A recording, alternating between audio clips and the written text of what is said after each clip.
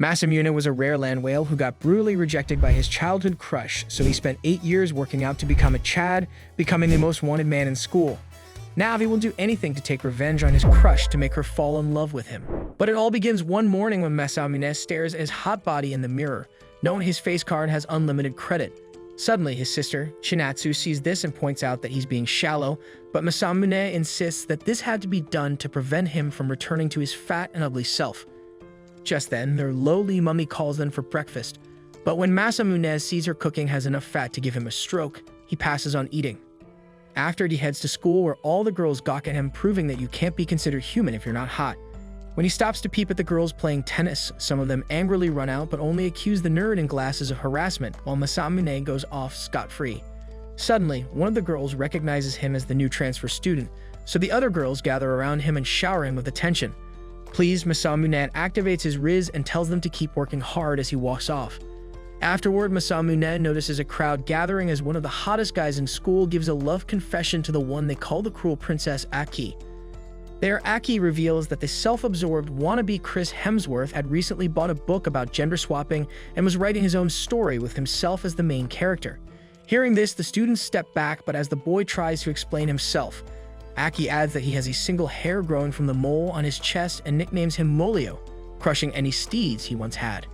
Seeing this, Masamune worries about how scary the trenches of school are when Aki suddenly walks by and gives him the death stare. Later in class, the class rep Tae busts Masamune for sleeping in class, but since he's hot, he gets away with it as usual. Just then, a classmate named Shuri walks in and hands him some bread for lunch. However, when Masamune sees the amount of calories in it, he realizes he'd have to do 100 crunches at home. Shuri praises Masamune for being an all-rounder but not being stuck up, so Masamune thanks him, remembering Shuri is also quite popular with the crowd that calls him the designated bottom. However, Shuri points out that there's one person as accomplished as him in the school. Just then, Aki walks in looking for a certain student. When no one responds, she grabs Masamune by his tie and demands an answer. The simp in question identifies himself, so Aki reads out his love letter and roasts him for being a creep. She then nicknames him Jabba the Hutt and rips his letter, along with his dignity, to shreds. When she leaves, Shuri explains that Aki is just like Masamune, except her personality stinks worse than your gym socks. Tai then adds that she hates guys and gives them cruel nicknames when they confess to her, which is why they call her the Cruel Princess. When she mentions that she's the daughter of the Adagaki group, Masamune instantly recognizes the name and runs to the hallway, realizing he's finally found his arch nemesis. Later, at lunch, Aki gets offered a ton of desserts from her lackeys as Masamune watches her to gather information. He wonders how Aki isn't hated by the girls too, but Shuri explains that most of them think she's cool because she's blunt, but the one who is always with her is Yoshino, the airhead. Masamune asks Shuri has any more information, but the only thing he knows is that she likes to eat lunch alone. At that moment, Aki steps away from the group and Masamune watches as she sends Yoshino off on an errand. Masamune plans to investigate why she eats alone, but Shuri warns that he might get cooked worse than Drake if he gets caught. Masamune insists he'll be fine and runs off to look for Aki. Unfortunately, after looking through the entire school, he can't seem to find her anywhere. Just then, he spots Yoshino and remembers she's Aki's handbag. When he sees her looking extra sus, he decides to follow her and they end up at the gym storage room. Masamune eavesdrops as Yoshino presents Aki with her lunch, but when a spider drops down in front of him, he freaks out and gives himself away. Masamune apologizes for having all the red flags of a stalker, explaining that he had no idea Aki would be there. He then spots her worrisome high-calorie meal, but assures her it's not that big a deal till he spots the empty trays of food and realizes this is a pig-out session. When Aki's tummy rumbles, she quickly explains that she can't help being a gluttonous pig, and since the doctors couldn't find any parasites in her, she just has to keep eating. Masamune tries to leave, so Aki warns that if he tells anyone about it, he'll regret it. From then on, it seemed Masamune was the only boy who was able to get close to the prickly queen herself. One day during volleyball practice, Shuri points out how friendly he's become with Aki and how everyone thinks the cruel princess might actually crack this time. However, Masamune explains that Aki has actually rejected all of his advances and been mean to him. Just then, Masamune notices Aki through the window and wonders how she can stuff so much junk in such a tiny hole. But when she catches him staring, she tells him to go back to his doghouse. Suddenly, the volleyball hits Masamune right in the head, and while the girls gather to check on him, some sore loser whispers to him to not get full of himself. After school, Aki and Yoshino say goodbye to their other friends, so Aki tells Yoshino to go get her some more food. Yoshino obeys and runs off, leaving Aki alone. When she starts to take too long, Aki plans to check on her, when she runs into the Pudding Prince. Angered, he grabs her hair and accuses her of accepting Masamune just because he's hot. He then pulls out a pair of scissors to teach her a lesson, so Aki closes her eyes, expecting the worst, but when she opens them, Masamune is right there, stopping the scissors with his bare hands. Pudding Prince runs off, so Masamune makes sure Aki is okay. He figures Aki couldn't possibly be nasty to him now that he knows his secret and saved her. At that moment, Masamune remembered how he used to look like a walking Oreo and got bullied for it. Back then, Aki was practically Masamune's savior until he confessed his love, and she called him a pig's foot. From then on, Masamune has hated Aki's guts, which is why he now plans to do whatever it takes to make her fall in love with him, so he can dump her sorry behind. The next day at school, Masamune walks up to Pudding Prince, who apologizes for hurting his hand. Masamune accepts and heads to his locker, but when he opens it, a note falls out calling him Pig's Foot. Later in class, Masamune tries to figure out who could have sent the letter. He figures it can't be Aki since she likes to roast her victims publicly, but he can't think of any other suspects. Shuri and Taya ask if he's doing okay, so Masamune assures them he's fine when he suddenly hears some students talking about Pig's Foot in their lunch, which almost gives him a heart attack. At that moment, Masamune swears never to relive that dark time from his past, thinking that if the truth ever gets out, everyone will treat him like a cursed object. Later in class, the teacher catches Masamune spacing out again, so he sheds a tear and claims he was just that moved by the story. After class, Masamune remembers how he had to change his name and the 8 years of torture he endured from his grandfather to lose his weight. He worries that all his efforts would be undone if he doesn't figure out who sent the letter when he suddenly sees a mob of hungry students rush to the school shop. Just then, Yoshino shyly walks up and tries to push past the crowd to buy some food, but she gets pushed back and ends up flashing Masamune her full moon. Masamune goes to check on her, so Yoshino claims she's dead now and hands Masamune the list of Aki's food to buy. Masamune agrees and manages to cut through the crowd to get the food, so Yoshino takes her time counting through the buns to make sure they're correct. When she tries to leave, Masamune asks if she can go with her to see Aki, but Yoshino tries to run off, causing Masamune to pin her to the wall. When Yoshino starts to tear up, Masamune backs off and tries to explain himself. After, they head to the storage room, and Masamune figures that Yoshino is just like Cinderella getting bullied by her wicked stepmother. Yoshino heads to the storage room to deliver her food, and when Aki starts making out with her sandwich, Yoshino heads out to buy some tea. Masamune then steps in and claims he's just dropping by to see how she's doing, but gets his answer when he sees the empty plates of food. Aki asks how his hand is, so Masamune plays it cool and says it just stings a bit. Aki tells him she didn't plan to get him involved and can barely look him in the eye. So Masamune figures she couldn't possibly be the one who sent the pig foot letter. Just then, Yoshino returns and trips into cheek-flashing position, so Aki freaks out and almost pokes Masamune's eyes out. After Yoshino serves Aki her drinks, she hands one to Masamune, who's surprised by how nice she is. Aki laments that Yoshino is too humble and should be so nice to everyone, so Masamune stares at her like she just called anime cartoons. Masamune agrees that even he can't be nice to everyone, but when Aki asks what that's supposed to mean, Masamune says he wants her to rely on him more than she relies on Yoshino. When Masamune leaves the storage room, he figures Aki must be turning bright red, which means his plan is working.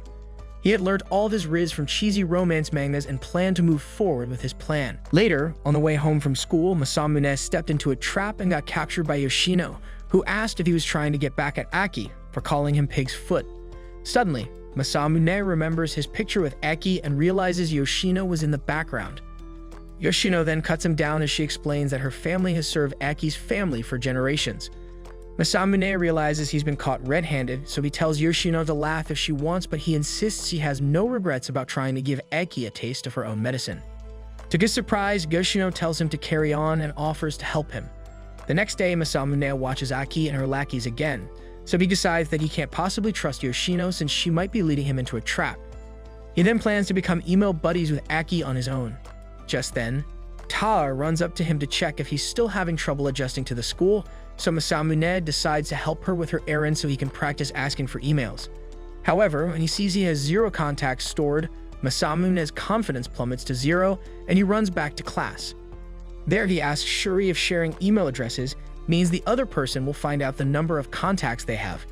Shuri says it doesn't, so Masamune calms down and tries to think of a situation where it wouldn't be awkward to ask for Aki's contact.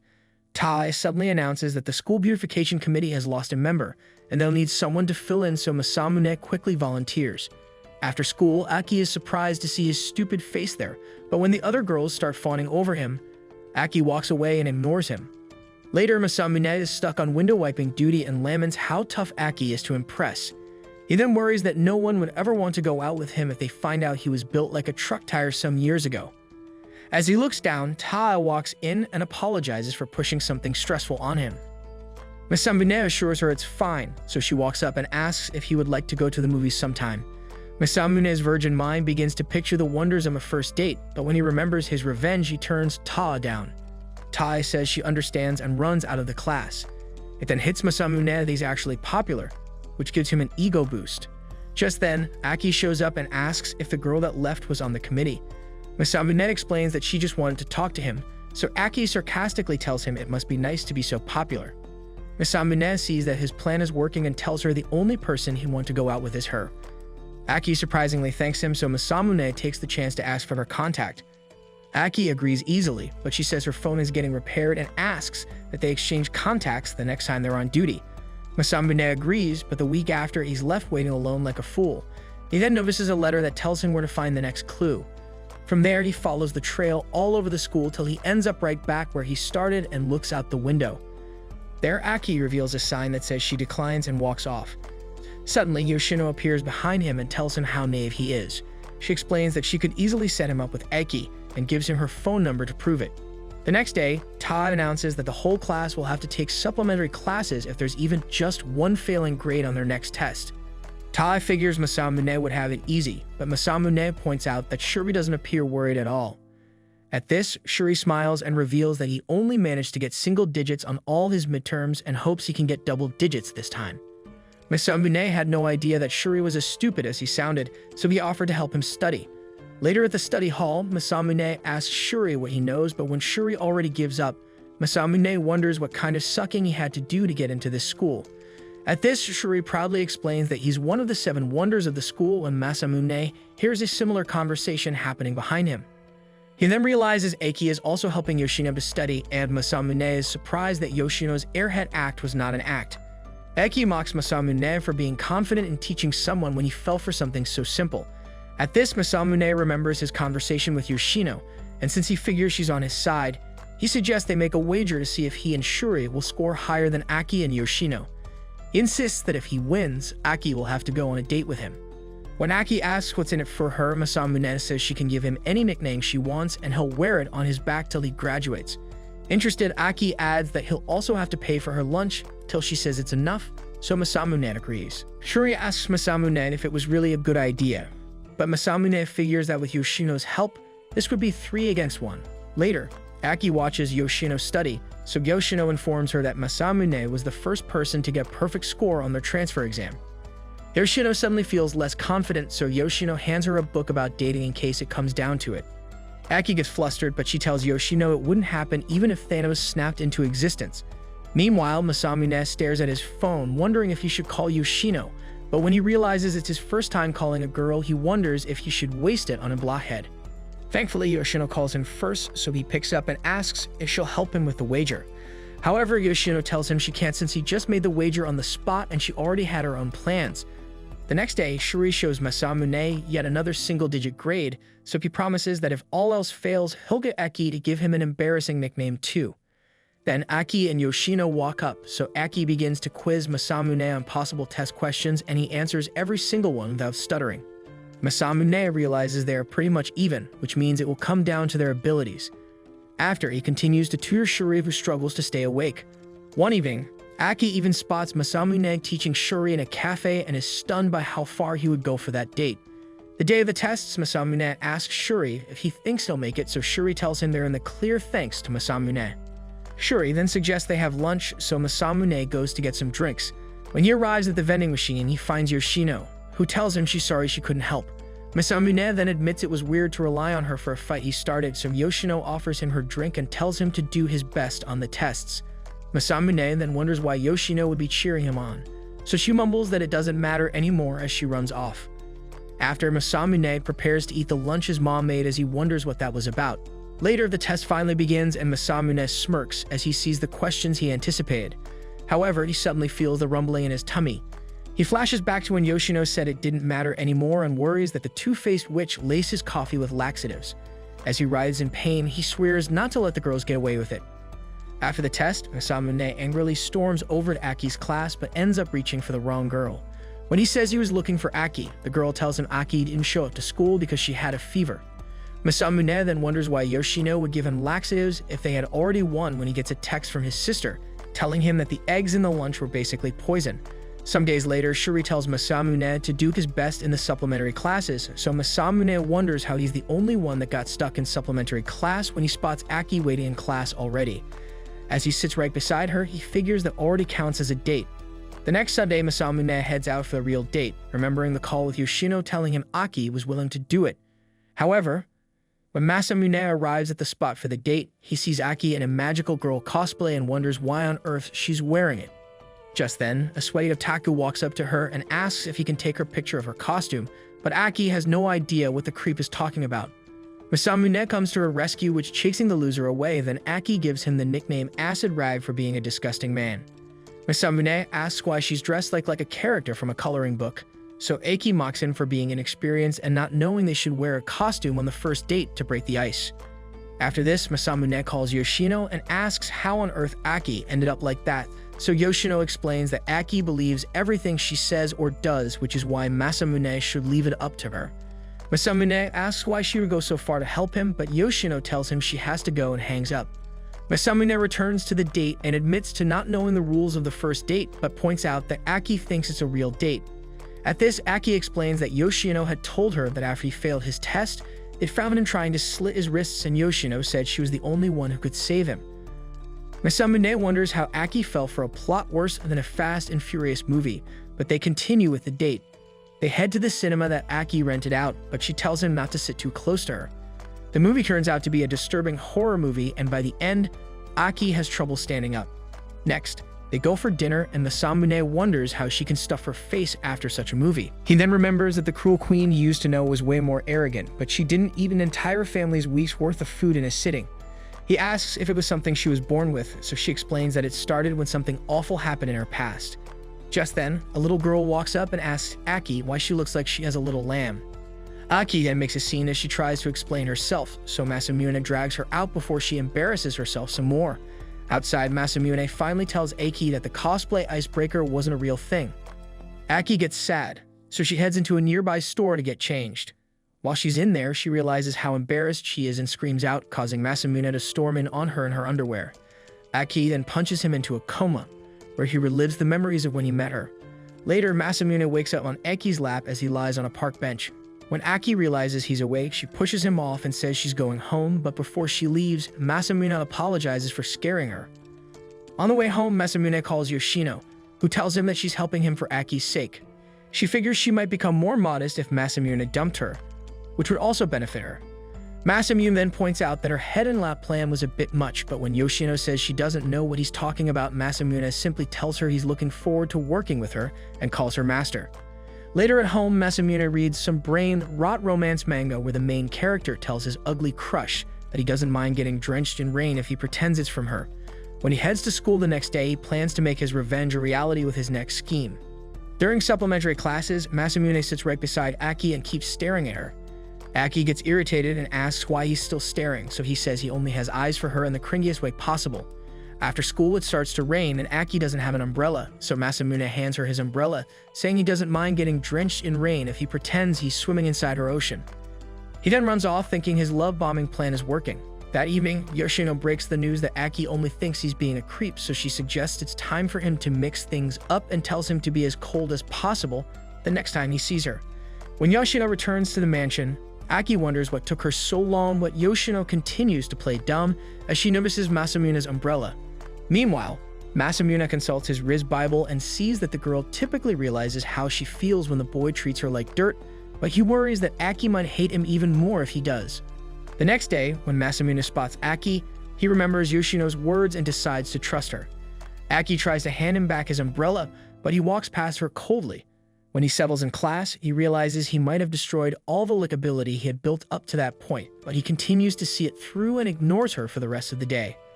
After school, Masamune comes face to face with Aki and figures she must be missing his cringe one-liners by now, but she ignores him too. He then tries to chase after her, but Yoshino's eyes warn him not to make a move. From then, Aki and Masamune continue to ice each other out, but Yoshino notices Aki getting more frustrated as the days go by.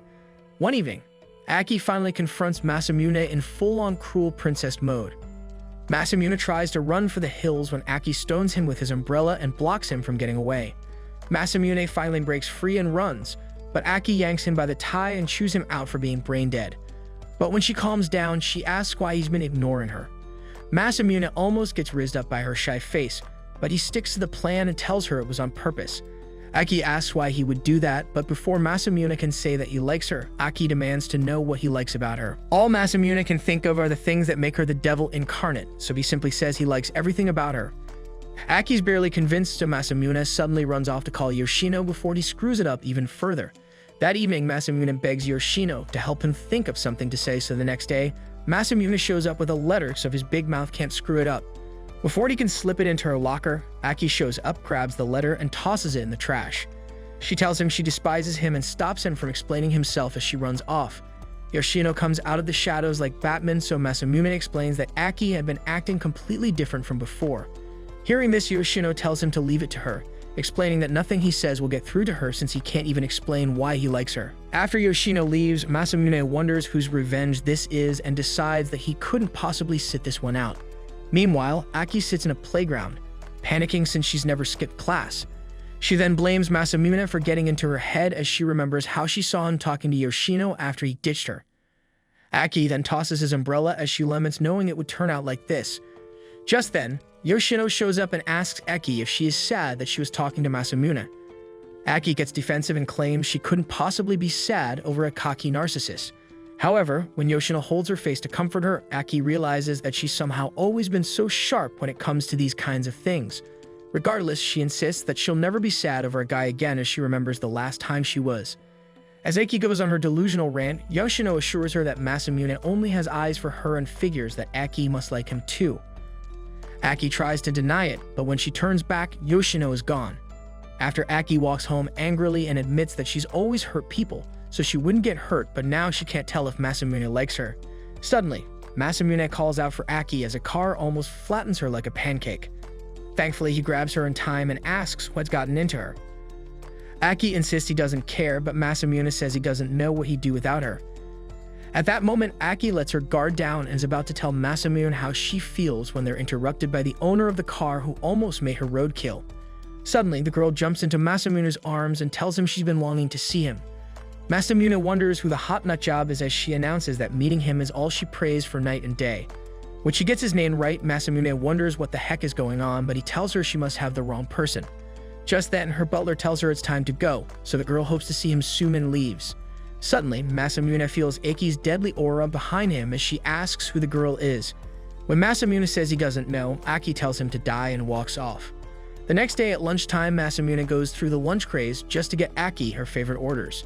After, he takes them to the gym storage room, thinking she couldn't possibly refuse food, but before he can get closer, Yoshino shows up and starts shooting at him on Aki's orders. She then asks what he could have possibly done to make Aki this mad, so Masamune explains the weird situation with the girl. Yoshino shoots at him some more and reminds him he wasn't supposed to interfere, then she runs off mysteriously. Masamune figures he'll do things his way and tries to plan his speech to Aki. But when he pictures her as Darth Vader, he can't bring himself to enter and just leaves the food by the door. Once he leaves, the door opens and Aki grabs them. The next day at school, Masamune continues to wonder who the strange girl is and realizes she's actually his type. However, he laments over Aki not giving him a chance to explain. Just then, a new transfer student walks in, and it turns out to be Neko, who immediately smiles at Masamune. When Neko goes to her seat, the whole class gawks at how majestic she is. After class, Masamune tries to talk to Neko, but all the girls surround her and ask about her former school. He waits until after the next class, but the same thing happens again and for the rest of the day. Eventually, the other boys get mad that the girls keep hobbing Neko up, so they try to send Shuri to infiltrate the gang, but Masamune volunteers to go instead. When Masamune walks up, the girls can't believe how perfect his timing is, so Tad explains that Neko just revealed that she transferred to their school because of him. The girls encourage her to express her feelings, so Neko explains that 3 years ago, she stood in the cold call-in for donations, but everyone ignored her like she was selling tickets to the 4th Thor movie. However, Masamune was the only one to hand her a jacket and make a donation. When she called out after him, he simply told her to dress warmer, and somehow he instantly became an angel in her eyes. Masamune wonders what brand of acid she's on since he was still pregnant and ugly 3 years ago. However, when even the guys buy the story, Masamune pulls Neko away to talk privately. On the way, Neko warns Masamune to slow down when she suddenly collapses and bleeds from the mouth. Masamune starts to panic, but when he helps her up, a ketchup pack falls and the jig is up. Neko assures him that at least the brand uses natural ingredients, but Masamune barely controls the urge to tape her mouth shut. He asks why she would tell such a lie when he doesn't know her, so Neko asks him to keep the truth a secret between them, even if he doesn't remember her. Masamune almost wavers at how cute she is, but when he remembers his burning hatred for Aki, he rejects Neko and tells her he has someone he likes. Neko tears up but starts asking questions about his crush. When Masamune reveals that it's one-sided, Neko asks to see who it is, so they go up to the classroom and Masamune points her out, thinking Neko will give up when she sees how beautiful Aki is. However, Neko whispered that she wouldn't be a problem and walked right up to her to introduce herself. Masamune rushes to stop her, but before he can, a student opens a window, and the wind blows Neko's skirt up, causing Masamune and Aki to realize she's going commando. After, Neko turns to Masamune and explains that she's just very conscious of her health down there, but before Masamune can process what madness this is, Aki gets up and storms out of the class. Masamune chases after her and tries to explain that he doesn't know her, so he grabs Aki, but when she tries to break free, she ends up sucker punching a teacher who catches them for skipping. Thanks to this, the teacher sentences them to clean the pool after school. After school, Masamune and Aki resume their cleaning duties, but Aki warns him to stay away from her. Masamune gets pissed off by her irritating attitude, so he grabs a hose and sprays her with it, claiming it was an accident. Aki then takes off her jacket and Masamune stares at her lack of plot.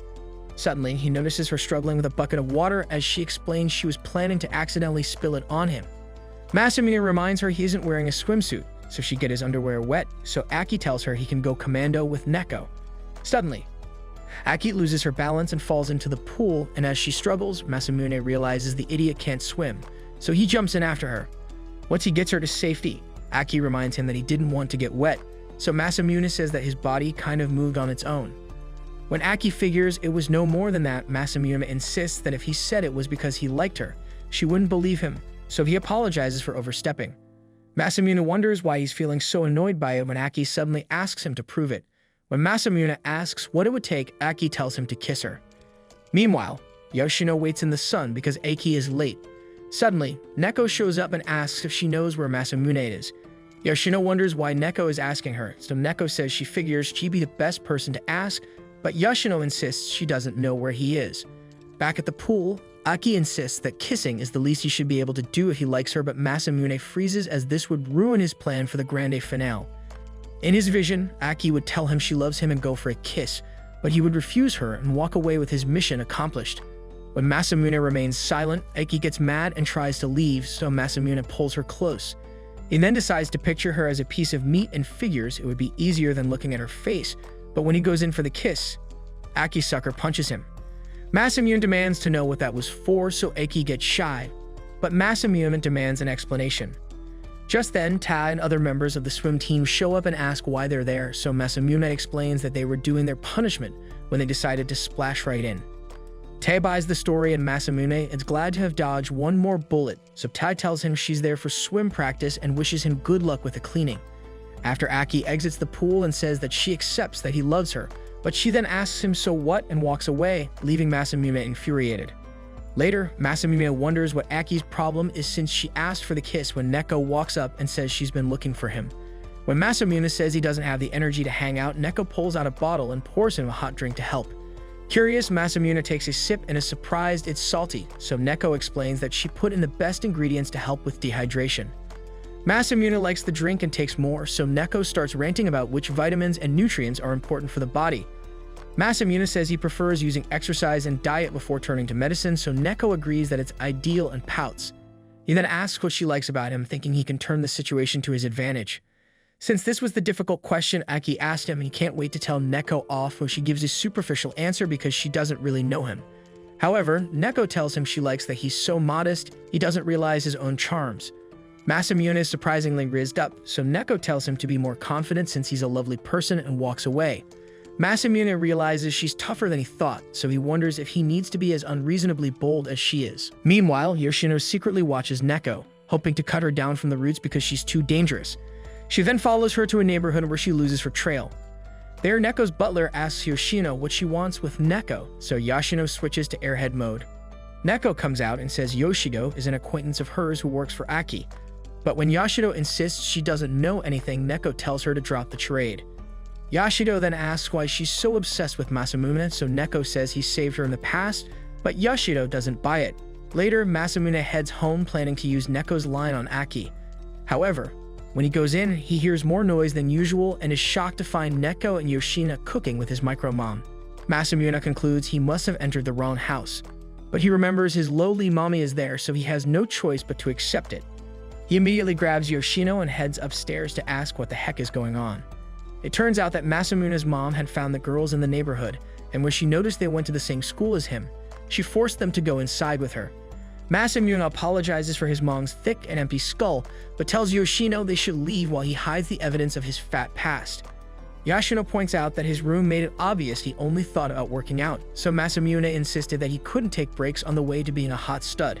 Just then, Neko walks into the room and calls it amazing for rehabilitation, but Masamune quickly pushes her out and asks what she needs.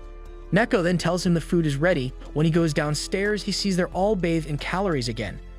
There, Masamune's sister says she's surprised he'd actually let his friends come over, and when Neko asks why, the little tattletale almost blows his secret about his past as a person of calorie. Masamune then changes the subject to keep his sister's mouth shut, and his mom suggests they all eat. Masamune picks off the bread on his shrimp just as Neko pulls out a ton of medication to take before eating. Lowly Mummy tells them they're supposed to enjoy their meals, but Masamune laments that calories are a problem, while Neko insists that nutrients are important. Thankfully, Lowly Mummy has no problem with Yoshino, who is willing to stuff her face. Chinatsu then suggests setting off some fireworks after, and the girls agree to the idea. Moments later, Chinatsu wears a yukata as she sets off the fireworks, so Masamune is at least grateful she got Neko to leave the house. Yoshino tells Masamune she isn't fond of fireworks because Aki had once used her as a guinea pig to test how many rocket fireworks they'd need to fly to the moon. Masamune feels bad for her, so he sets up some calming snake fireworks for her to watch. He then spots Neko helping Chinatsu with her yukata and can't help but notice how cute she looks. Neko joins him and says she's never had such a fun time. Then Lowly Mummy brings out some watermelon as a snack. Chinatsu suggests they have a melon spitting contest, so Yoshino joins them, and Neko laughs at how ridiculous they look. Masamune realizes they could have had a different relationship if Neko wasn't such a liar and he didn't want revenge on Aki. Later, Neko changes upstairs when she comes across Masamune's room again. When she's done, Masamune sees her off and hopes she never comes back. Then he asks Yoshino if she needs him to walk her home. Yoshino reminds him that it would give Aki the wrong idea, so he walks her to a main road where she can get a taxi. There, Yoshino warns Masamune not to get caught up in Neko's plans. Meanwhile, as Neko heads home, she holds up the picture of chubby Masamune and insists they're more alike than he thinks. Some days later, the students rejoice as it's officially the beginning of summer vacation. Just then, Aki storms into the class and slams a flyer on Masamune's desk, asking what he's trying to pull by inviting her to the beach. Masamune figures that since they won't have any classes for 40 days, they'll go with a power play approach, thanks to what he learned from Neko. However, Aki tells him she already has plans to stay at their island villa and invites Shuri instead. But since Shuri is a spineless bottom, he insists that he doesn't want to go unless Masamune is with him. Masamune uses this to his advantage and insists they're a package deal, so Neko takes a page out of his book and insists on going if Masamune goes too. Out of nowhere, Tae says she'd love to join them, so Masamune asks Aki if she'd rather take all of them or spend her time on her private beach alone. Annoyed, Aki thinks it through and agrees. Some days later, the group heads to the island on a ship, so Yoshino approaches Masamune when he's alone. She explains that she's been researching Neko, but can't find any dirt on her, so she doesn't know why she's obsessed with him. Masamune didn't know what to make of this, but he assured Yoshino that his only goal was to get revenge on Aki so Neko wouldn't be a problem. However, Yoshino isn't convinced, so she warns that if he doesn't do something about Aki on the trip, she'll tell Aki everything. Later, the group arrives at the villa and are blown away by how amazing it looks, but Masamune is too busy wondering if Yoshino will really blow his cover. Aki tells the guys that her father's secretary, Yusaki, will be their chaperone and had arrived ahead of them. Meanwhile, Yusaki was getting dumped by her long-term situationship for being slightly bipolar and kind of a nutjob. Just then, the maid announces that Aki has arrived, so Yusaki heads out to meet her, thinking she's the only one who can comfort her. However, when she steps out to greet the girls, she notices Masamune and asks Aki what a boy is doing there. Masamune realizes he has no time to waste, and since Aki likes to look good in front of other women, he blurts out that he's dating Aki. Aki tosses her suitcase at him and warns him not to spew lies that would shock the devil, but Yusaki tells Aki that it's a good thing she's grown out of her man-hating phase. She praises her on choosing a hot boyfriend and suggests it might help with the lack of development on her chest. At this, Aki plays along and says she didn't want to make a big deal out of it. She then pulls Masamune inside. Aki scolds Masamune for putting her in a tough situation, but Masamune is grateful he read the situation correctly and the hot secretary played along. Aki then tells Masamune that the arrangement is for when they're on the island and warns him not to take the act too far. Later, Masamune shows off his abs to impress the girls, but everyone is more focused on Tao's dive into the ocean. Masamune is glad that Shuri didn't wear a bikini to the beach, but Shuri insists he's a boy, at least on the outside. Neko then grabs Masamune and asks him to reapply her sunblock, but Masamune worries that his progress with Aki would be ruined if she saw him staring at Neko's melons. Suddenly, Aki breaks them apart and tells Neko to stop playing cheap tricks on her boyfriend. She then points out that if Yusaki were to spot them, she'd think Masamune was a cheating scumbag and Neko was the one getting played, which wouldn't look good for her family.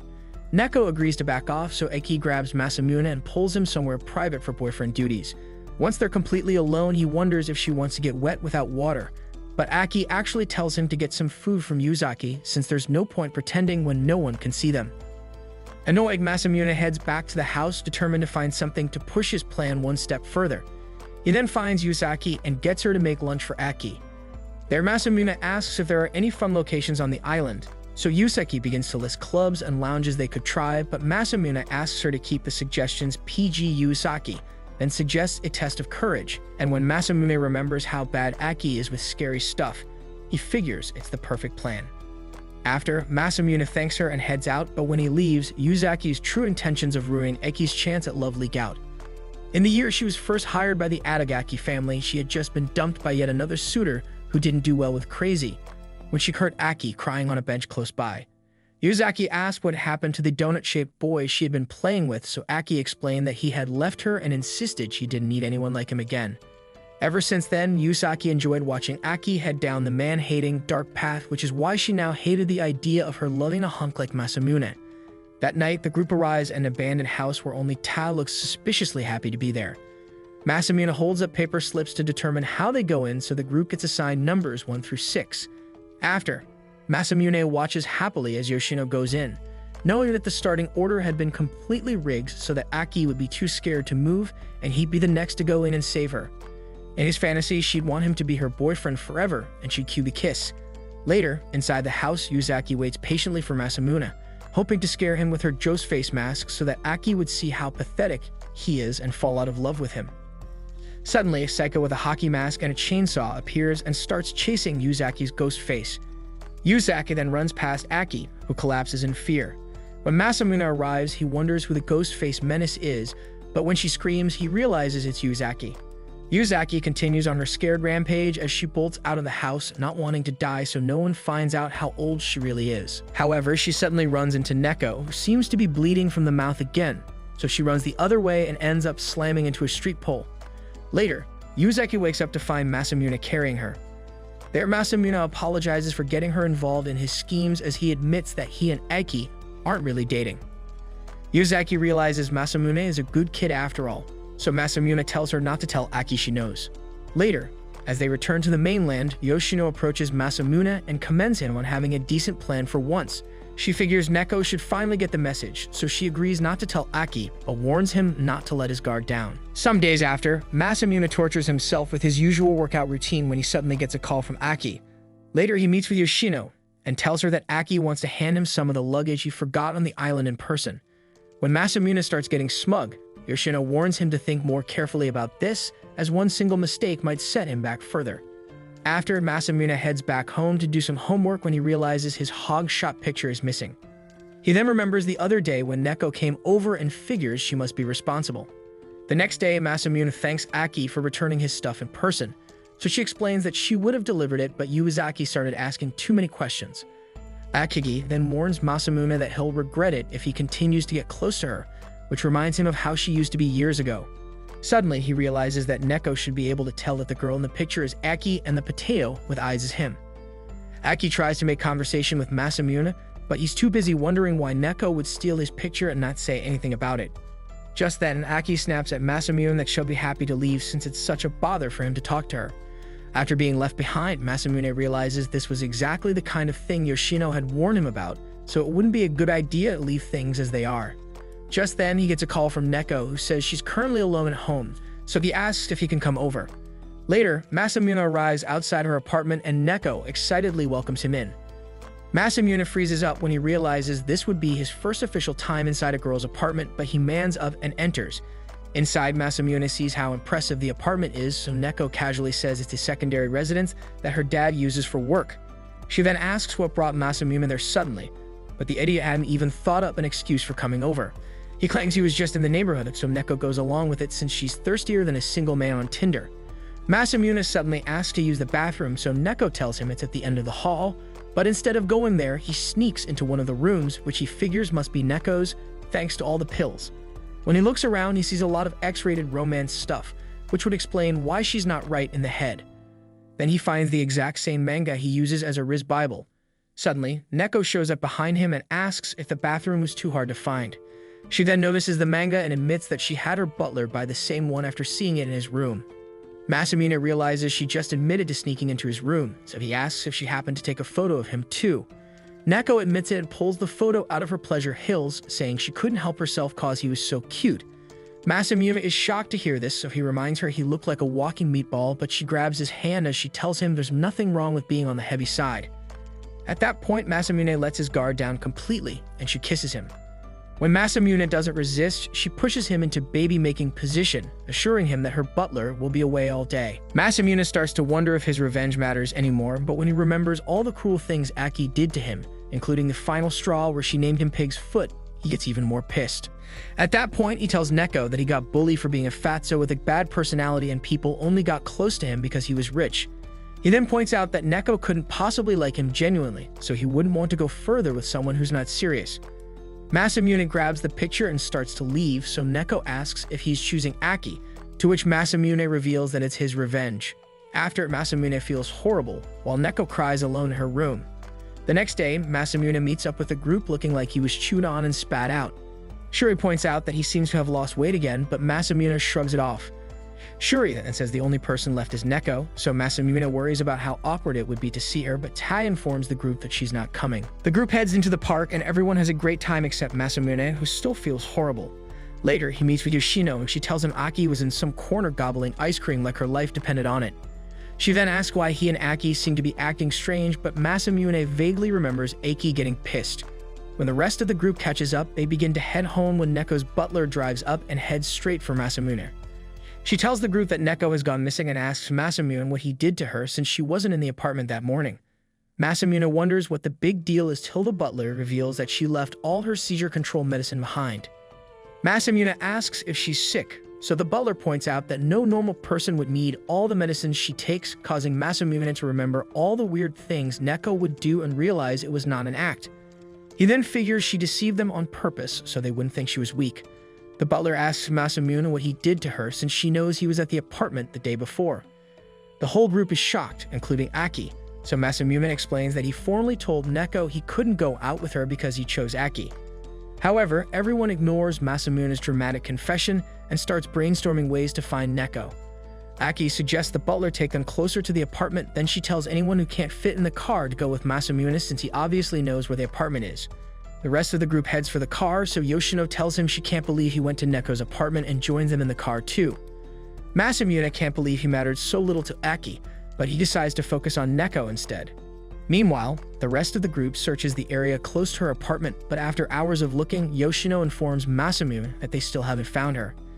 At this, Masamune figures there's still one place left to look and ends up at their school, where he happens to run into Aki again.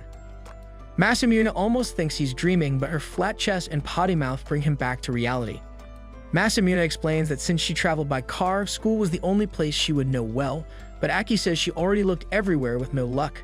Just then, Masamune asks why she goes so far for Neko if she didn't like her, so Aki admits that she doesn't but claims that she feels bad for her since it's sad to have the person you like look the other way. Hearing this, Masamune wonders why Aki herself would brutally reject the poor simps who worship the ground she walks on and give them awful nicknames.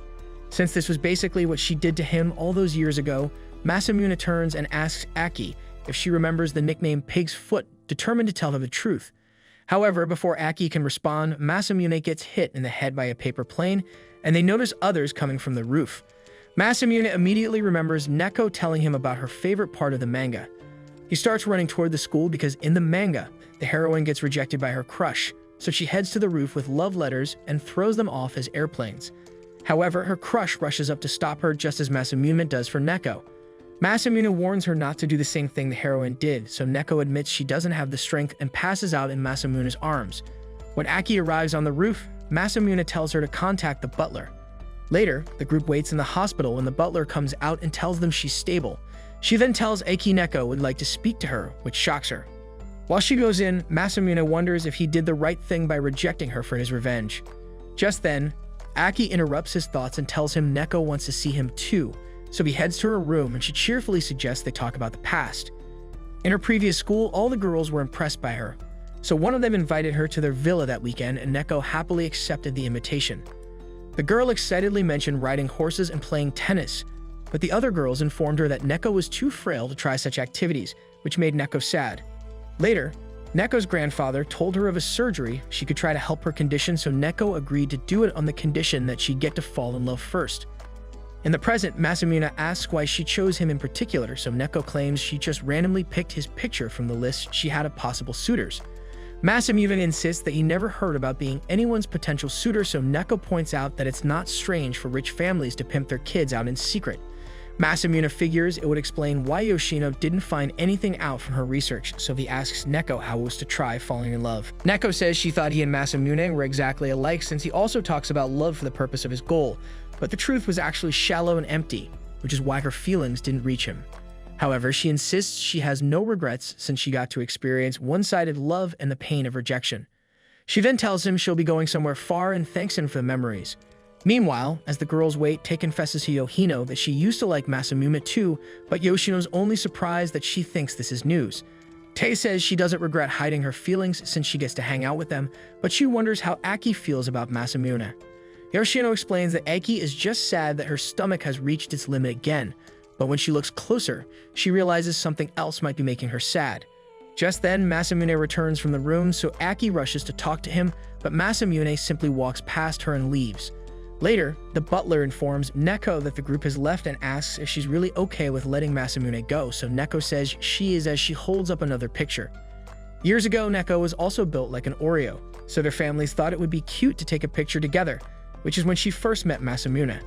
Meanwhile, Masamune walks home and admits that he couldn't trust Neko because he knew something was strange about her, so he figures that's where he'll end up with Aki too. However, Masamune refuses to waver and insists on making Aki look his way so he can throw her away in the best way possible.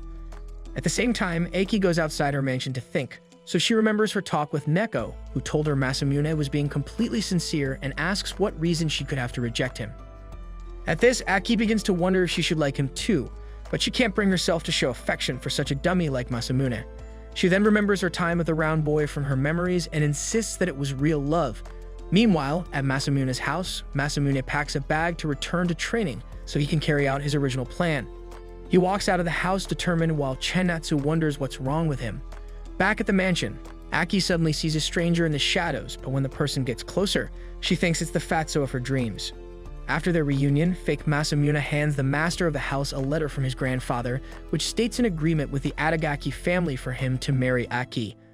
Upon hearing this, Yoshino immediately dials Masamune, but his phone has no service since he's busy getting ripped to the middle of nowhere.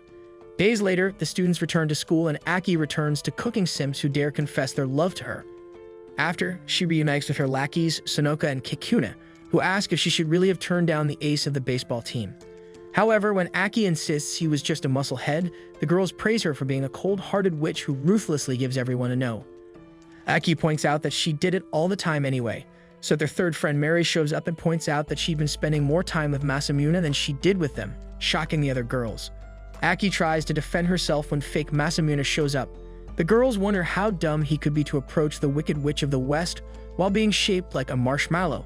But when Aki says she wouldn't mind spending time with him, the girls share a heart attack. Afterward, Aki suggests they go and complete his transfer paperwork, so they walk off, leaving the girls to wonder where in the multiverse they're in.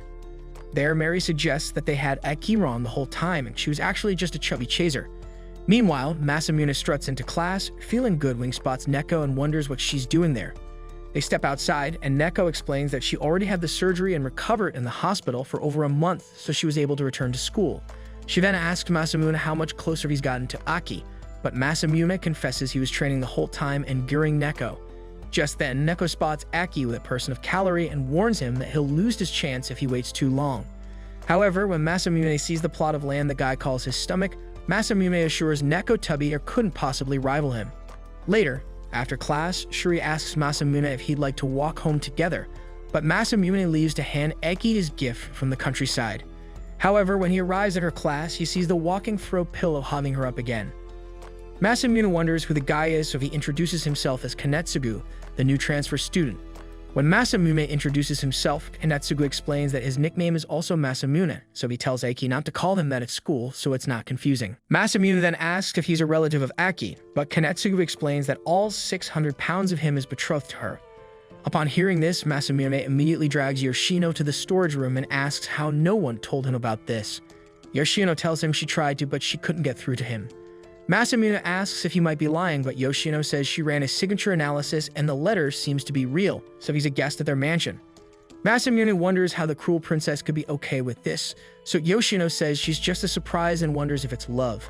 After, Masamune goes to collect intel on Kanetsugu, who's surprisingly good at sports even though he could easily be mistaken for the soccer ball. Kanetsugu was also smart and managed to blend in with boys and girls and somehow got Aki to turn red from his presence.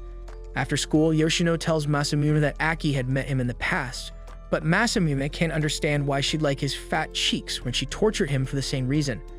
At this, Yoshino suddenly apologizes to Masamune, so he wonders what has gotten into her too. Meanwhile, Sonoka, Kikune, and Mary meet up to discuss how unfortunate it is that their queen mother has been tainted by boy cooties. However, to their surprise, Kanetsugu walks up and asks if he can join them. Kikune immediately grabs her sword and attempts to whack him with it, but he quickly tells the girls he has something to tell them. Back at school, Ta holds a class meeting for a festival idea for the class. She then suggests they do a Snow White play with Masamune as the prince and Shuri as Snow White. Shuri tries to ask why he's the princess, but the whole class ignores him and agrees to the plan. However, all Masamune cares about is doing something about the Kanetsugu. After the meeting, Masamune spots Aki walking down the hall, so he does the wall slam on her and insists they need to talk. Aki gets up close and personal and tells him that his fly is open. So Masamune rushes to check, allowing her to walk away. Just then, Kanetsugu shows up, so Aki suggests they head to class together, leaving Masamune tweaking in the hallway while the Powerpuff Girls watch. They decide to stick to their plan to protect Aki and help Kanetsugu because during their conversation with them, Kanetsugu had insisted that Aki was too much of a goddess for him to lay a hand on her. When the girls hear that he never intends to kiss or touch Aki, they figure it's a better choice than Masamune, who would gladly pluck Aki's flower. Later, the student council meets to decide on the festival events, and Sonaka happens to be the vice president. When she discovers that Aki's class and Masamune's class have both decided to act a Snow White play, she insists they approve the play from Aki's class. Later, one of the members breaks the news to Ta, who insists it's unfair since they turned in their idea first. She rushes to confront the council members, but Mary tells her that Snow White will be acted by Aki and Kanetsugu. Masamune runs up just as Aki shows up and says it's futile for the lead roles to be acted by men.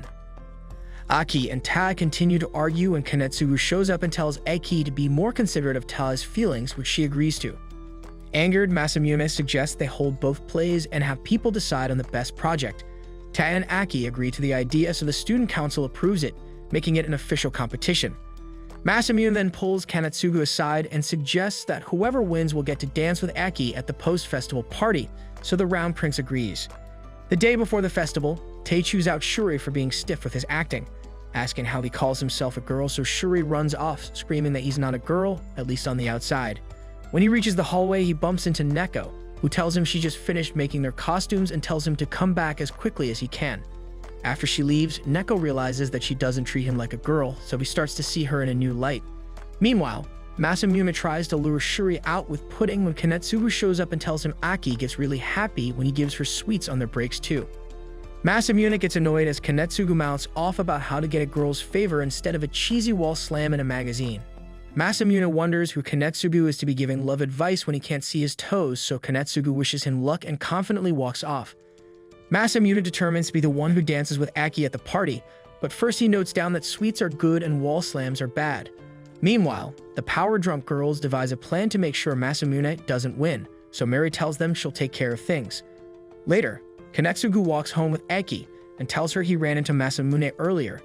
When Aki gets irritated, Kanetsugu apologizes for overstepping, so Aki tells him he's always been kind. She then spots a food truck and runs off to buy a snack, and as Kanetsugu watches her, he admits to himself that he has his reasons for deceiving Aki. Since his family has been poor for several years, they had tasked him with improving his family's situation, so he met with Yusaki, who assumed he must be the same land whale Aki was close to. Now, Kanetsugu figured Masamune wouldn't be a problem, but worries about the real fatso he's impersonating. Meanwhile, Masamune begins to sneeze while he works out, so Chinatsu calls for their mom and says Masamune has caught a cold. Immediately, lowly mommy runs out and wraps Masamune in a warm blanket so he doesn't get worse. The next day at the festival, the entire school is bubbling with excitement while the students wonder who will win between the designated bottom and the cruel princess. During assembly, Shuri worries that Masamune has caught a cold, but he assures them he's in top shape even though he isn't. The night before, the idiot had gone up the roof to prove to his mom that he was healthy, but it backfired spectacularly. However, he refuses to give up, so he doesn't lose go walking chicken leg. Just then, Neko shows up and suggests they look around the festival together, but she ends up dragging him to the nurse's office. When they sit, Neko explains that since she's been sick for years, she can tell by a touch if someone has a fever, so she tucks him into bed to get some rest. Even though she'd rather have him lose so he doesn't dance with Aki, she tells him she wouldn't do anything to betray their classmates. When she offers to be his dance partner out of pity if he loses, Masamune tells her he'll be counting on her. After, Neko heads out to buy a warm drink while Kikuna hides by the door. Meanwhile, Aki gets changed with the rest of the girls when she notices there's a lot of space in the chest department. Mary happily offers to pad her up and starts stuffing them in when Kanetsu accidentally walks in. The girls stone him with their accessories, so he wonders where he can get changed when he spots one of their students in their costume who offers to lead him to a good spot. Meanwhile, Shuri wonders how he can be more like Masamune since that's who Neko likes, so he plans to try sounding manlier. When he spots her, he decides to try it out but ends up sounding like a cowboy, which only confuses her. After, they head back to the nurse's office and find Masamune's bed empty, so they rush to ask Ta if she had seen Masamune, but she hadn't either. At this, Neko reveals that they can't find Masamune anywhere in the school. Meanwhile, Masamune finds himself tied up in a large blanket while Kikuna warns him not to try anything funny. When Masamune confronts her about kidnapping him, she tells him to build up enough muscle so she can't carry him around like a little girl. Back in the hallway, Tae asks Neko if she had any luck finding Masamune, but neither of them know where he is. Shuri comes to join them with no luck either, but he tells them he kept running into class everywhere. Back in the room, Masamune asks Kikuna what she intends to do with him, so she tells him she just needs him to stay put till Aki and Kanetsugu finish dancing. When Kekin blames him for making a move on Aki, he realizes she's trying to keep him from the play. Meanwhile, Shuri tells the girls that Aki's class is about to start their play, but they are panicking as if they had an accident. Meanwhile, Mary overhears Yoshino tell Aki that they can't find Kanetsugu anywhere, so Aki wonders if her fat crush is about to disappear at the most important moment again. Yoshino steps out to tell Masamune that she had successfully kidnapped Kanetsugu, and she realizes the same thing must have happened to him. Meanwhile, Kikume warns Masamune to stay away from Aki after this, but when Masamune insists she has no right to say that, she decides to tell him how she became her bodyguard. A year ago, there was a guy in her dojo who would resort to cheating, making him the only guy she couldn't beat. But after practice, he changed to ask a girl out, which turned out to be Aki, who cut him down with her words. Kikume explains how she then saw Aki as a true hand of justice from then on, but Masamune points out that Kikume is now resorting to the cowardly method by trying to win by default. Kikuna freaks out as she sees his point, so she untees Masamune when she suddenly gets a call from Mary, who asks to speak with Masamune. Mary tries to declare their match a draw, promising to release him if he releases Kanetsugu. When Masamune figures out Yoshino must be behind it, he tells Mary he'd rather stay put since Eki's play is scheduled first, so he hangs up, knowing this would be checkmate. On the other hand, Mary curses Masamune and his unborn children when Aki runs up to ask if there's any sign of Kanetsugu. When she hears there isn't one, she insists that she'll perform the play even without a prince. Back in the makeshift prison, Kikune gets a text from Mary asking her to join the search for Kanetsugu, so she thinks Masamune must have tricked her and starts attacking. Masamune quickly opens the window, allowing Shuri and Ta to see him, so he pretends to jump, causing Kikune to jump out and land in the fountain, while Masamune holds onto the window. After, Masamune tells them how he was kidnapped but figures they'll be fine since the other class will have to cancel their play. However, when Shuri breaks the news that they've already started their play, Masamune runs over there wondering what Eki is thinking. When Masamune arrives at the play, he's surprised to see how much more professional their play looks. He then notices Neko beside him, who asks if he thinks they can win, but Masamune admits that their entire cast is on another level. Mary shows up and reveals they don't have a replacement, so Masamune asks why they let Eki go on without a prince. Mary then tells them how Aki spoke to the rest of the cast and convinced them their efforts shouldn't go to waste. This shocks Masamune while Mary cries that the play would be ruined if they can't find Kanetsugu by the end of it. At this, Masamune realizes he has to tell Yoshino to let Kanetsugu go, but when he sees her on stage as an elf, he collapses as there's no way he can get to her. Suddenly, he thinks of a way to save the play and asks Neko for help, so she runs off quickly. Moments later, Masamune goes backstage and makes a crazy suggestion to Mary to save the play. Meanwhile, the play reaches the point where Snow White needs a prince to kiss her back to life. Aki thinks no one is coming and thinks it's a realistic ending as she remembers the bouquet of flowers she found outside her window all those years ago. But even though she waited and waited, her prince never came. Suddenly, Masamune walks on stage in costume, making everyone wonder what's going on.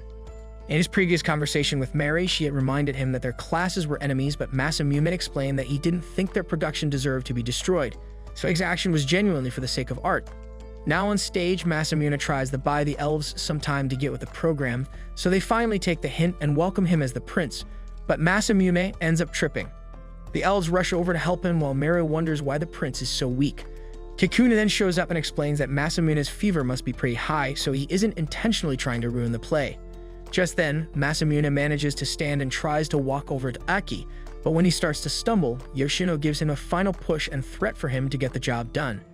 Masamune figures he just needs to say his final line and kiss her, so he tries to find his strength while Aki wonders what's taking him so long to fake a kiss. Masamune then rushes through his lines and kisses Aki, to the shock of the whole theater. Aki punches Masamune's lights out and the curtains close, so the crowd starts cheering while Kanetsugu finally makes it out. The next day, Sonoka announces that Eki's class won the competition, but Masamune and Eki received the awards for Best Hero and Heroine.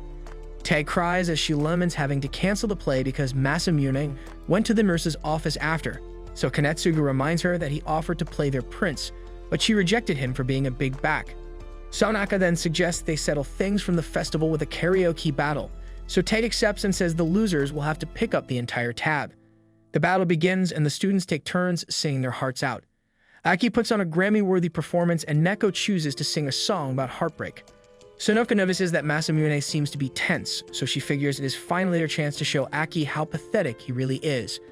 When Makaba tries to sneak out, Sonoka and Kikune stop him and insist they hear him sing, so Aki comes to his rescue and tells the girls not to put any pressure on him. Masamune thanks her, but she goes back to her usual self.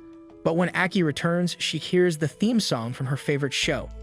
Neko then suggests they sing a duet, and for once, the girls have fun singing together, blowing the rest of the group away.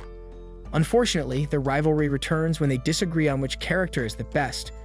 Finally, it's Masamune's turn to damage some vocal cords, so he decides to give it his all but ends up damaging everyone's eardrums instead. Later, Aki and Masamune sit on a park bench as they wait for Yoshino to finish shopping.